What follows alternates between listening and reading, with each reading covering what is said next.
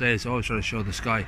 The name, there's about 3 mouthfuls in that name. It's fully and keep by Eco Annie Poo. You see, were you on drugs when you come up with that name? No. It's a long name. It was originally Annie Poo. It is anniepoo.ie because it was the nappies.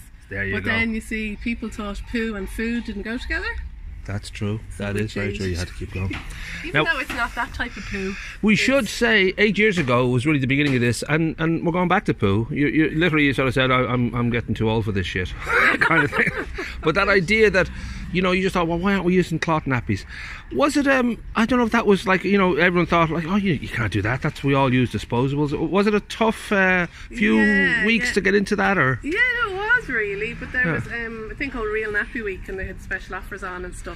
Right. In England, really. So I got a few nappies, and everyone thought I was a big hippie and was mad. But when you start, and it's the same, anyone who comes here and tries the nappies, they can't believe how easy it is. And they don't believe you until they try it.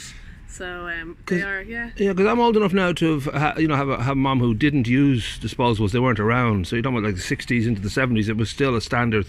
So it's not like we're introducing a whole new way of living. This is the old way of living. It's the old way. Yeah, well, a lot easier because it's not folding and pinning, and they're just they're ready-made.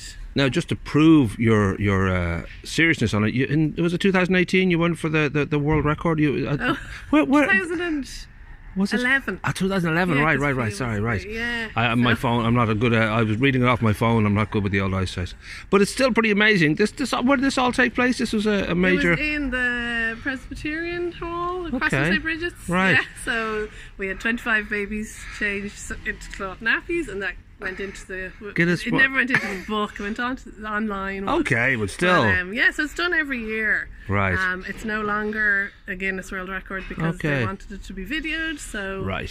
Can't do that. But still a beautiful moment, and that's sort of fun of it. And I know that one of the Happy Pair guys was there. I think it was Steve. Yeah, I think it was Steve. You had to have a witness who had used cloth nappies. As I've said before, I can never really be sure which one's Ant and which one's Deck. But one of the pair twins was there. But that does reflect also, because they reflect deeply the growth in people's kind of concerns about how they eat, what they eat, and that also extends to like what you're doing. So I don't know whether that was already in your mind, that this goes beyond this one particular part of life. Everything should be, kind of more natural. Right. Yeah. And was that a long road from that 2011 moment, or were you already thinking? I was already kind of like that, and it really started with my kids having eczema and having to do things kind of more natural and stay away from chemicals with a lot of allergies. I will have to step in there. Just somebody going by there now. Sorry. So, so that part of it was always there as well. Right. About kind of trying to avoid chemicals on the skin. Yeah. So then it kind of just grew from there, I suppose. And was it? I'm guessing that it wouldn't have been a full-time job from the beginning. So this idea that it becomes, was there a sort of pivotal moment that you realised, not only do you love doing this and it's a good thing, but you can actually do it full time? Was that recently? Was it a? Yeah, no, it was only recently. Okay. Yeah, no, I used to do the markets. I had the website and then the markets. I loved doing the markets. Right. And then when I had baby number 4, holy moly! And, you wouldn't think to look at him. You just wouldn't think to look at him now. He's gone now. He's probably lying down having a rest. It was a bit busy, so I actually closed the website for a couple of years, and then kind of reincarnated it as this about a year and a half, 2 years ago, back doing markets. Because my daughter actually is a makeup artist, so we cleared out the Annie Poo room in the house to make it into a makeup room for Makeup by Feck. Fair play. And I saw that I had enough stock to do a market, so I went back doing the markets and then just added. So the stock, I was thinking now, is it something that you feel, is it quite easy for you to sort of get the wholesalers to do this? Because it is sort of relatively new in Ireland. I know that other countries have been kind of a little bit smart, and full supermarkets are given over to this idea. Yeah. How's it been for you in Ireland? Has it been a while to sort of find the wholesalers who'll... Food-wise, yeah, it's been difficult, and still some stuff does come in plastic, and I have to get most of my food from England, unfortunately. Wow. There is an Irish supplier, but he's not going to be supplying me. Okay. He says he's too many loyal customers in the area. Okay. So I have to buy it in 25 kilogram sacks to get it in paper. which they're obviously really heavy and kind of hard to handle, but we're managing it.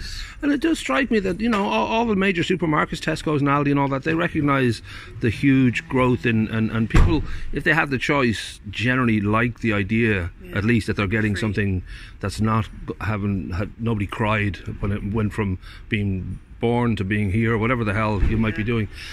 This idea too that we do live in a happy pair world now. I don't know whether you think that's, you know, a certain bubble, or do you really feel that the world is kind of coming around to this way of thinking? No, definitely they're coming around to it. Yeah. Slowly but surely. I think a lot of people think it's expensive and more difficult. But really it isn't. Like, even say going back to cotton nappies, they actually save you money. Sure. And they are quite easy.